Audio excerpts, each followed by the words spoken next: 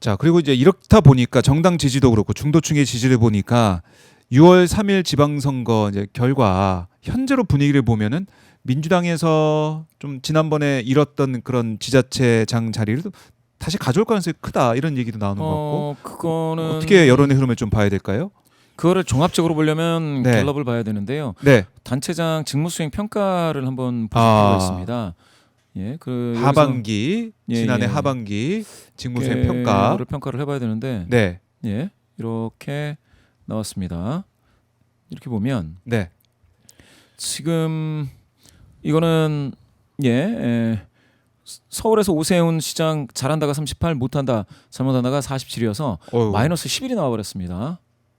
예, 오세훈 시장이 굉장히 그 개인적으로는 상당히 그 퍼스널리티만 보면 상당히 강한 그 후보죠. 후보로 따지면 상당히 강한 후보인데 지금 평가가 이렇게 안 좋다라는 거는 이거는 조금 뭡니까 쉽지 않은 선거가 될 수 있다. 오세훈 시장 입장에서도 그러니까 누가 이길지 모르는 네, 그런 선거가 될 수 있다. 그러니까 민주당에서 나오는 그 후보가 어떤 사람이냐에 따라서 굉장히 오세훈 시장이 굉장히 고전을 할 수도 있다라는 거예요. 물론 민주당 입장에서도 오세훈 시장이 쉽지 않은 상대이면 분명합니다. 요거는 이렇게 마이너스 11이 나왔다라는 것은 예, 지금 성적이 되게 좋지 않죠. 박형준 국민의힘 그 부산 광역시 시장인데 여기서도 마이너스 7 나왔습니다. 이렇게 따지면 요것도 좀 쉽지 않은 그 부산. 그러면 서울하고 부산이 이게 어떻게 될지 모르는 게 될 수도 있습니다. 잘못하고 있다가 더 이제 많이 응답이 나왔다는 거죠. 그렇죠. 마이너스 11, 마이너스 7. 예. 잘못하고 있다가 더 맞습니다. 11만큼 많이 나왔고 7만큼 많이 나왔다. 예, 물론 이제 광주도 그렇고 여기 보면은 제주도 마찬가지입니다. 이런 경우에는 이렇게 따지면 광주나 제주도 그러면 마이너스가 더 높은 상황입니다. 그렇지만 광주 같은 경우에는 민주당이 대대로 많이 해왔기 때문에 인물을 바꿔서 나왔을 경우에 민주당이 당선될 가능성을 높이 평가하는 그렇겠죠. 분들도 상당히 많습니다. 네. 그런데 지금 같은 경우 이렇게 나왔고 대전이 의외예요. 마이너스가 12 나왔습니다. 대전이 이장우 대전시장이 있죠. 예, 국민의힘 마이너스 소속에. 12가 나왔습니다. 여기 보시면은 대전하고 충남하고 이제 합친다고 하는데 충남 같은 경우에 김태흠 국민의힘 10 플러스 14가 나왔어요. 요거하고 굉장히 대조적이죠. 이렇게 되면은 충남 같은 경우에는 국민의힘의 김태흠 도지사가 한 번 더 한다라는 게 우세할 수도 있겠구나라고 볼 수가 있는데 대전은 그러면 이거 민주당 후보가 누가 나오냐에 따라서 또 이장우 시장이 잘 안 되고 민주당이 될 가능성도 있는 건가? 뭐 이렇게 보실 수 있는 그러한 그 역동적인 충청이 또 격전지인데 그렇죠. 여기 보시면 충청의 충청북도지사 김영환 지사는 마이너스 16입니다. 아. 잘못했다가 16%포인트 더 높게 나왔다라는 건데요. 예. 이렇게 되면은 충청북도 여기서 보시면 세종은 점수가 안 나왔습니다. 샘플 숫자가 표본이 적기 때문에 안 예. 나왔는데 그러면은 그 국민의힘이 지금 네 군데를 다 먹고 있는 충청 지역에서 지금 충북, 대전 어떻게 보면 세종도 뭐 이렇게 되면 민주당은 이 격전지에서 한번 노려보겠다라는 게 가능한 그런 수치이고요. 더군다나 이제 서울이 이렇다라는 네. 걸 보셨습니다. 그런데 이제 김동연 지사 같은 경우에는 플러스가 상당히 높죠. 25로 경기도입니다. 네, 이렇게 경기도에서. 보면 경기도 같은 경우에는 아무래도 좀 뭡니까 민주당이 지금은 좀 우세할 수도 있겠구나라는 것을 엿볼 수가 있습니다. 이것과 관련해서 JTBC가 그러면 서울시를 조사한 네, 어디였냐, 그거 서울시? 볼까요? 예. 서울시 조사는 여기서 이렇게 나왔습니다. 가상 대결을 했네요. 가상 대결 가상 양자 대결. 가상 양자 대결을 했는데 네. 요 조사는 마찬가지로 메타보이스가 의뢰를 받아서 글로벌 리서치와 함께 조사를 했는데 29, 30일 조사를 했습니다. 여기 마찬가지 조사입니다. 가상번호 활용 전화면접 네. 조사이고요. 더 자세한 사항은 역시 마찬가지로 중앙선거론사심의위원회 홈페이지를 참조하시면 되겠는데요. 여기에서 가상 대결을 했을 때 오세훈 시장하고 정원호 구청장이 지금 팽팽합니다. 39대 38, 38대 39니까 거의 같은 수치가 나왔다고 보시면 됩니다. 네. 예. 그런데 여기 보시면은 박주민 35대 오세훈 37로 여기도 팽팽합니다. 거의 같은 수치가 나왔는데요. 박홍근 의원 같은 경우는 24대 40이니까 또 전현희 전체고 27대 47이니까 42. 예. 42니까 예. 27대 42 이렇게 되면은 조금 격차는 벌어져 있습니다. 한 가지는 이제 오세훈 시장이 정당 지지도가 27인 경우인데 거의 10% 포인트 이상 더 먹어가고 그런데요? 있습니다. 어허. 그러면 오세훈 시장은 말씀드렸다시피 개인적인 어떤 퍼스널리티로서 약한 후보는 아닐 것이다라는 것을 짐작할 수가 있겠고요. 그렇지만 민주당 후보 중에서도 뭐 정원호, 박주민, 정원호 상당히 오차범위 내에서 접전을 벌이고 있다라는 것은 뭡니까? 상당히 주목을 받고 있다. 박주민, 정원호 그리고 전현희도 27 결코 낮지는 않습니다. 이렇게 보면 이번 서울시장 선거는 누가 이길지 알 수 없다라는 거고요. 자 여기서 한 가지 이 조사는 12월 29일, 30일 네. 요때 조사를 한 겁니다. 이번 주 초반이죠. 그렇네요. 그러면 최근에 있어서의 서여의도에서 정당들 간에 있어서의 논란 막 이런 것들 다 반영이 된 결과가 이렇다라고 볼 수가 있고요. 또 하나 요거는 전화면접 조사이지 않겠습니까? 네. 전화면접 조사이니 방금 말씀드렸다시피 관여도가 좀 떨어지지만 아하. 응답을 해주시는 분까지 다 포함했을 경우에 이와 같이 국민의힘 오세훈과 민주당 주자 간의 격돌이 예상이 된다라고 볼 수가 있습니다. 여기서 하나. 그러면 ARS 조사에서는 어땠느냐 한번 보시겠습니다. ARS 조사는 오마이뉴스가 의뢰해서 리얼미터가 26, 27 조사를 한 건데 26, 27이면 언제입니까? 26, 27이면 26, 27. 지난주죠. 지난주. 네. 지난주 금토에 조사를 한 겁니다. 그러면은 최근에 있어서의 민주 당내에 있어서의 어떤 뭐 논란이라든지 이런 것은 조금 약하게 반영이 됐다고도 볼 수 있는 그 내용인데요. 여기서는 놀랍게도 ARS 조사에서 굉장히 높은 비율로 나왔습니다. 네. 자 보시면은 예. 박주민, 오세훈 48.2대 35.2입니다. 요거는 그 조금 더 읽어드려야 되는데요. 네. 이게 ARS 조사라고 말씀드렸는데 가상 번호를 이용한 건 맞습니다만 ARS 조사입니다. 무선 가상 번호 그 ARS 조사로 진행을 했습니다. 예, 요렇게 됐는데 그 결과가 더불어민주당 박주민 48.2, 국민의힘 오세훈 35.2입니다. 이렇게 보면은 굉장히 큰 더불어민주당을 중심으로 해서 가상번호 ARS 조사에서 확실히 더 많이 얻어간다. 10% 포인트 정도는 더 많이 나온다. 이렇게 봐야 될 거고요.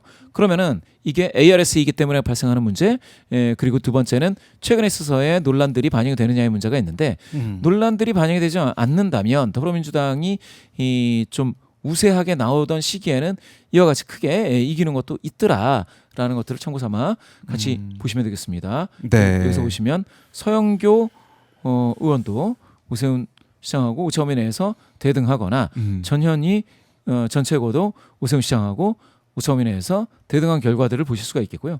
정원호 구청장도 49대 37 나오니까 여기서도 격차가 박주민 현 의원과 오세훈 시장과의 격차만큼이나 벌어지게 나옵니다.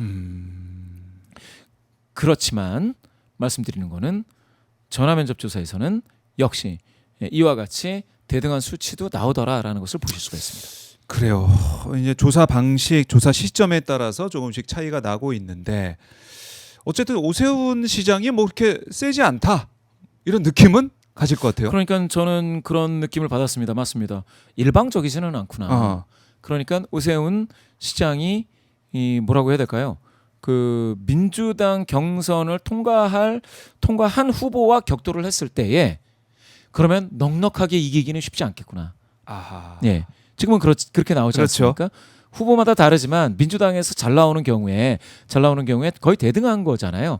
그러니까 민주당도 서울시를 쉽게 볼 수 없고 오세훈 시장도 다시 한 번 더 하는 것을 쉽게 볼 수가 없습니다.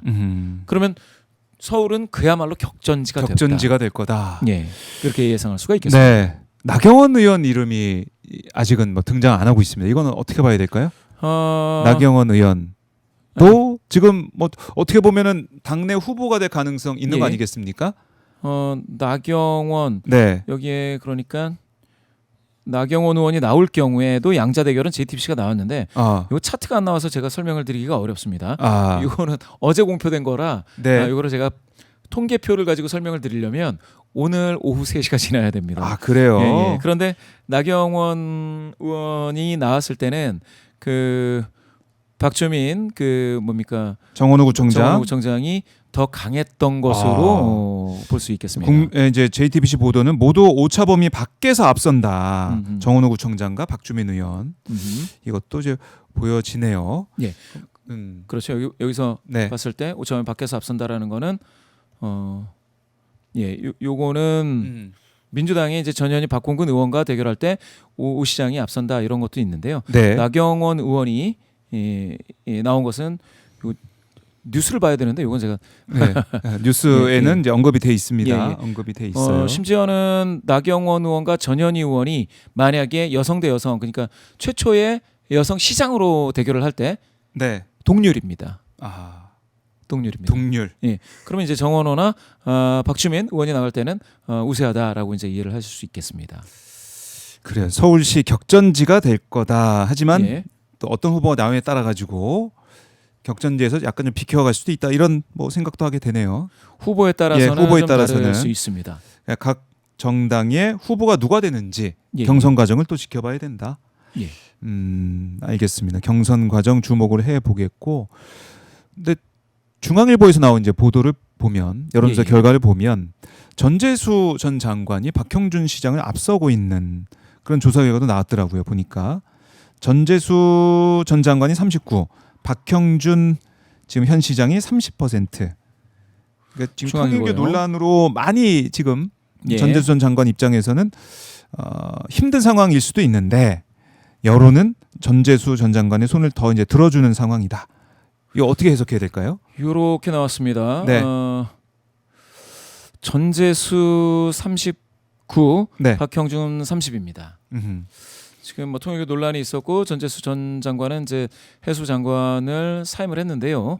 그 와중에서도 9% 포인트 격차입니다. 생각보다 격차가 꽤 난다. 이런 생각도 들고. 꽤 나는 거죠. 9% 예. 포인트 격차면 이 조사가 800명이면 7% 포인트를 넘으면 격차가 난다고 봐야 되거든요. 네. 800 그렇죠. 예, 7% 포인트가 지금 넘었죠. 이렇게 보면 전재수 장관에 대한 기대가 많이 들어가 있습니다. 예. 이렇게 되면 그러면은 전재수 장관이 안 나오고 다른 인물이 나오면 어떻게 될 것이냐 이런 것도 좀 생각은 해볼 수가 있겠는데 네. 예 그러면은 전재수 김도읍 했을 때도 이거는 뭐 일방적인 전재수 결과가 전 나와서 장관이 예 39대 19가 나와버리니까 이기고 있다. 이거는 거의 일방적이죠. 음. 예 그렇죠. 그러면 전재수 장관이 나왔을 때 전재수 전 장관이 나왔을 때는 여기 이제 조국혁신당도 뭐 나오긴 나왔었는데 네. 이 경우보다는 전재수 전 장관이 확실히 이제 39 정도 나오니까 그러면 어느 정도냐 이렇게 볼 수 있겠습니다. 제가 봤을 때는 박형준 30, 김도읍 19잖아요. 네. 그러면은 그 국민의힘을 지지하시는 분들은 지금 살짝 빠지고 있다라고 봐야 돼요. 살짝 빠지고 있다. 왜냐하면 부산에서 한 이 정도 지금 전재수 장관을 지지하는 39 정도가 지난 대선에서 누굽니까 이재명 후보를 지지하는 것하고 아주 크게 다르지 않거든요. 그렇게 따지면은 그 전재수 전 장관에 대해서 표가 나오는 정도는 그 이재명 대통령을 찍은 표가 그대로 나올 가능성이 있다라는 것을 보여주죠. 네. 그런데 박형준 현 부산시장이 얻고 있는 30%는 이거는 김문수 후보가 얻었던 것 대비 좀 약하다고 봐야 됩니다. 그렇게 되면 지금 야당인 국민의힘 이 가지고 있는 지금 스탠스, 지도부의 어떤 메시지 여기에 지금 영향을 받아서 일부 표가 이탈하고 있다. 그것도 모르겠습니다. TK, PK 했을 때 여기도 가령 보수 정치권이 굉장히 잘 나오던 곳인데 그런데도 이렇게 빠지고 있다라고 하는 것은 지금 국민의힘이 후광 효과가 아니고요. 좀 오히려 간표연이 될 수도 있는 그런 상황이 들어서 지금 빨리 뭔가 당명도 좀 바꾸고 많이 바뀌지 않으면 네. 이러면 곳곳에 그야말로 텃밭이라고 하던 곳에서도 위험할 수 있다. 그러니까 첫 번째 거기에 비해서 민주당 후보들은 이재명 대선 후보 시절에 얻었던 그 표만큼은 가지고 올 가능성이 충분하다. 거기에서 플러스 알파를 더 고민을 해야 된다. 그러면 플러스 알파를 고민하면 제대로 먹히면 그러면 PK에서도 의미 있는 성과를 얻을 가능성이 일부 있다 보인다 이렇게 봐야죠.